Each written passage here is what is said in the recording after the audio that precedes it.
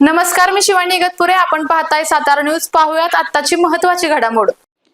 सातारा जिल्ह्यातील मतदान झालेल्या 7 नगरपालिका आणि 1 नगरपंचायतीच्या ईव्हीएम मशीन ठेवण्यात आलेल्या स्ट्रॉंग रूम परिसरात पोलिसांचा मोठा बंदोबस्त ठेवण्यात आलाय. सातारा नगरपालिकेच्या 156 ईव्हीएम मशीन एमआयडीसी येथील एका गोदामामध्ये ठेवण्यात आल्या असून ईव्हीएम मशीन असणाऱ्या स्ट्रॉंग रूम परिसरात सीसीटीव्ही कॅमेऱ्यासह पोलिसांचा मोठा कडेकोट बंदोबस्त देखील लावण्यात आलेला आहे. 21 डिसेंबरला मतमोजणी असल्यामुळे सुरक्षेच्या दृष्टीने प्रत्येक स्ट्रॉंग रूमला 8 तासानंतर प्रशासनाकडून पाहणी केली जात आहे. याविषयीचा आढावा घेतला आहे आमचे प्रतिनिधी मंगेश कुंभार यांनी.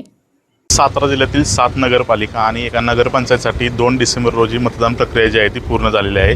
परंतु ही मतमोजणी जी होणार होती 3 डिसेंबर रोजी, ती मतमोजणी जी आहे ते न्यायालयाच्या निकालामुळे लांबणीवर पडली आहे. खरं तर ही मतमोजणी 21 डिसेंबर रोजी होणार असून सध्या ज्या ठिकाणी मतदान झालेलं आहे त्या ठिकाणी ज्या ईव्हीएम मशीन आहेत त्या सुरक्षेमध्ये कडेकोट सुरक्षेमध्ये या ठिकाणी ठेवण्यात आले आहे. आपण सध्या आहोत साताराच्या या एका गोडाऊनमध्ये. एमआयडीसी परिसरात ही गोडाऊन आहे आणि या गोडाऊनमध्ये सातारा नगरपालिकेसाठी जे मतदान झालं आहे त्याच्या ईव्हीएम मशीन ज्या आहेत ते या गोदामामध्ये ठेवण्यात आलेलं आहे. खरं तर आणि ह्या ज्या मशीन ठेवत असताना खरं तर सील पॅक असलेल्या मशीन आहेत आणि डबल डोअरच्या सुरक्षा या ठिकाणी या मशीनला देण्यात आली आहे.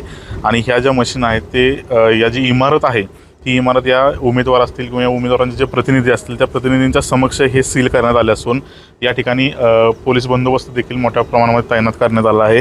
खरं तर हे जे गोडाऊन आहे या गोडाऊनला चारी बाजून सीसीटीव्ही कॅमेरे आहेत आणि या सीसीटीव्ही कॅमेऱ्यांच्या कक्षेमध्ये ही जी सुरक्षा यंत्रणा जी आहे ती काम करताना आपल्याला बघायला मिळते. खरं तर आणि ही जी गोडाऊन आहे या गोडाऊनमध्ये 24 तास जरी पोलीस बंदोबस्त ठेवण्यात आला असून सीसीटीव्ही जी यंत्रणा आहे ती कार्यान्वित करण्यात आली असून दर 8 तासांनी अधिकारी जे आहेत ते या ठिकाणी या सीसीटीव्ही फुटेजचा आढावा घेत आहेत. त्याचबरोबर जर काही उमेदवार असतील, त्यांचे प्रतिनिधी असतील, त्यांना आक्षेप असेल तर ते देखील या ठिकाणी येऊन सीसीटीव्ही फुटेज जे आहे ते चेक करू शकतात.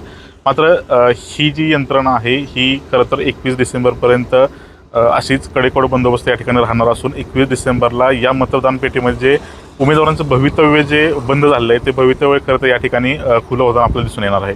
कॅमेरामॅन सचिनसह मी मंगेश कुंभार, सातारा न्यूज.